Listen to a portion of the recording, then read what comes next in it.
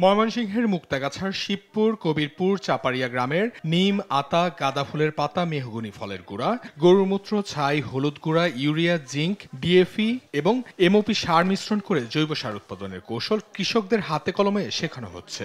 সেই প্রযুক্তি ব্যবহার করে সবজি উৎপাদনে বিপ্লব ঘটিয়েছেন কৃষকরা। এতে লাউ, মরিচ, বেগুন ও টমেটো ফলনে ব্যাপক সম্ভাবনা দেখা দিয়েছে।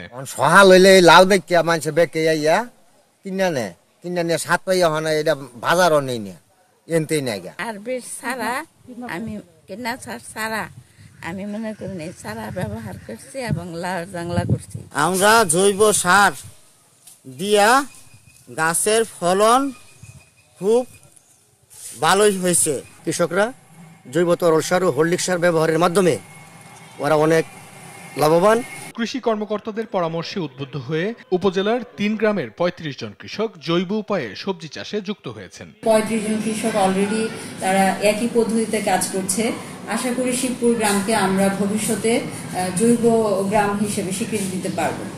নিরাপদ খাদ্য নিশ্চিত করতে জৈব সারের বিকল্প নেই বলে জানান কৃষি সম্প্রসারণ অধিদপ্তর। পাশাপাশি জৈব সারে উৎপাদিত ফসল নিরাপদ হওয়ায় বছরে সাশ্রয়ী হবে ১২,০০০ কোটি টাকা। নিরাপদ খাদ্য ঘরে তোলা এটা সবচেয়ে বড় চ্যালেঞ্জ হয়ে দাঁড়িয়েছে।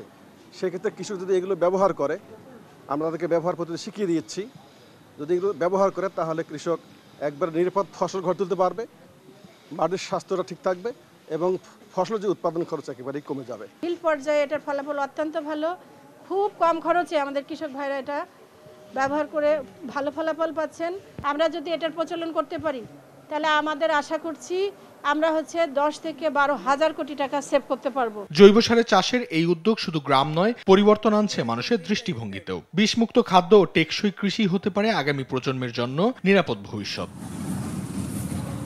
অঙ্কন চৌধুরী, নিউজ ডেস্ক, দেশ টিভি।